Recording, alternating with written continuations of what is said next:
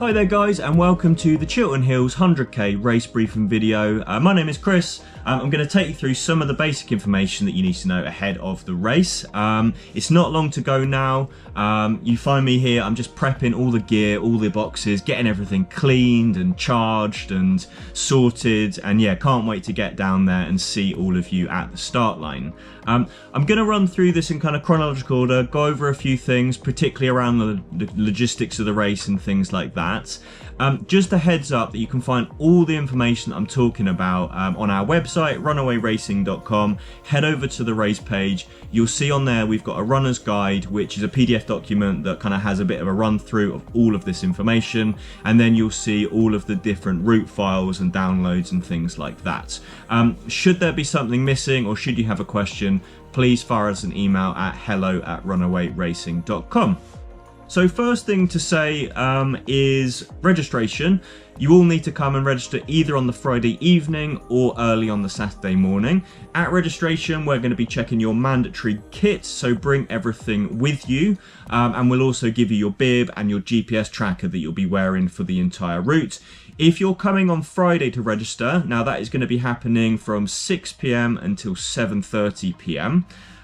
That is in a slightly different location to the start finish. It's at the church rooms, a couple of minutes walk from the start finish. So the start finish is at the Chesham Girl Guiding HQ on Berry Lane, and the registration is at the church rooms, a very short walk away. I'll put that on the screen now as where it is, and you can also find a Google Maps link in the runner's guide. So 6 to 7:30 on Friday at the church rooms for registration, or 5:30 to 6:30 a.m. Ahead of a 7 a.m. start on the Saturday race morning. Okay, so yeah, bring your mandatory gear, bring everything that you need for the race that we can check. And then on the Saturday morning, additionally, if you're going to use it, we have a bag drop facility. 2 bags you can drop with us. The first bag is for the route, for access at checkpoint 3, which is 41 kilometers into the route. So that should be a smaller bag, rucksack size really at a maximum. Give that to us to go out to checkpoint 3, 41k, and then you can leave a second bag as big as you like at the start finish, and that'll be there the whole time, kept safe, and will be available for you at the finish. Yeah, as I say, the GPS tracker we're going to give you, that is going to be attached to the top of your bag. You'll be wearing that the whole way around. I'm sure a lot of you have used these before, and that'll mean that we can see where you are the whole time, but also your family, your friends, your crew. Means we can keep you safe, and it also means that they know where you are and come meet you out on the route. So yeah, looking forward to having those. If you're coming on the Friday, we'll give you that on the Friday. You'll just have to keep that safe overnight and then bring it back with you on the Saturday morning. A word on the trackers really would be that if you end up not finishing the race for whatever reason, you do need to give us your GPS tracker back before you leave the area of the race. You can do that at any one of the checkpoints, you can give it to a marshal, you can come back to the start finish, but you need to make sure you don't go home with that on. We will know that you've gone home because it's still tracking you, so we'll give you a phone call if we see you shooting up the M1 or something with the GPS tracker on. Parking at the start finish, there's no parking at the actual Girl Guiding hut, so long stay parking, your best bet is the Water Meadow car park, just a short couple of minutes walk away. There are other car parks in the area, but yeah, you can't park at the hut itself, so do your research, work out where you're going to park and get that sorted. If you're just being picked up by friends or family, there are some short stay car parks as well that are very close to the start finish. Okay, so let's have a think about navigation. So getting you around the route 100 kilometers, we're going to be going out marking the route with our kind of classic orange signage that looks like this. You'll see this everywhere.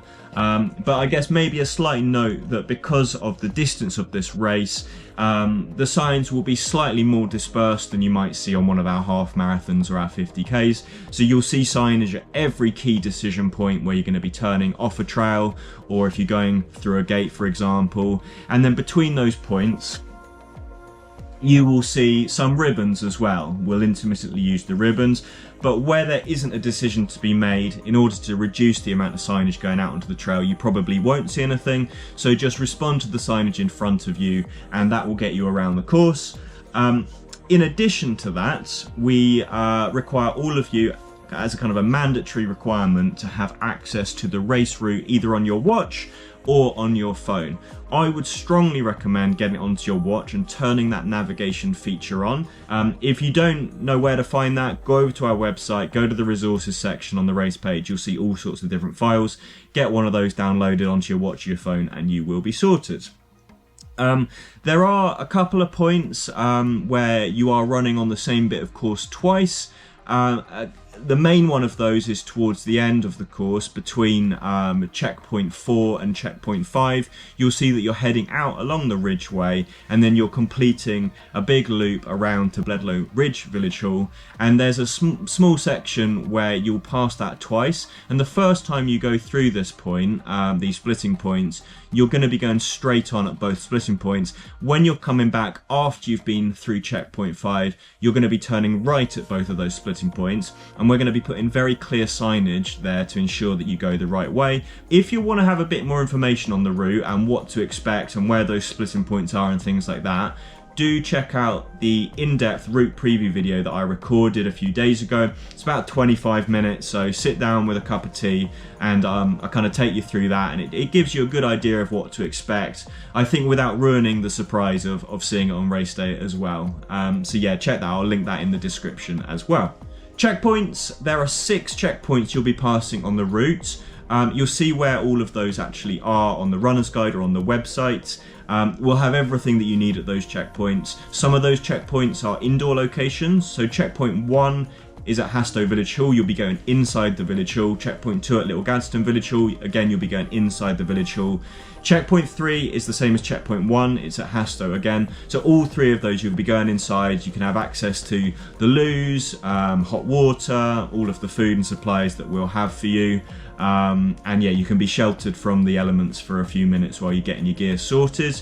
And as I say, there's that drop bag at checkpoint 3 at that 41k mark. As you move through the course, checkpoint 4 is an outside location.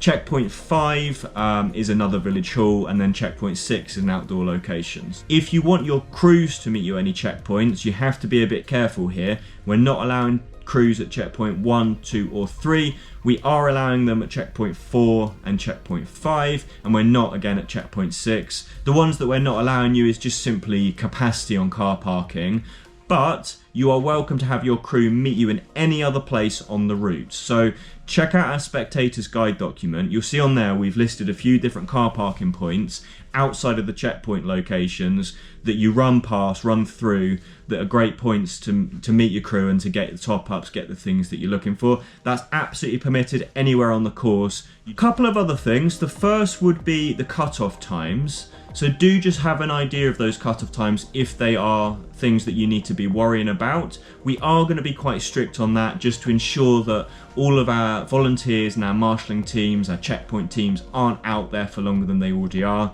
Mandatory kit, we've got a list of mandatory kit, and regardless of the weather situation, that is kit that you need to be carrying throughout the entire duration of the race. It's a very, very long time that you're all going to be out on the course, and that brings with it, unpredictability, and you want to be prepared for whatever comes up. So even if it's a hot sunny day, you still will need to have your waterproof jacket or your windproof waterproof jacket, because you never know what's going to happen. You may stop, you may hurt your ankle, whatever that might be. So please make sure you have everything, and we will be checking things at registration when you pick up your bib.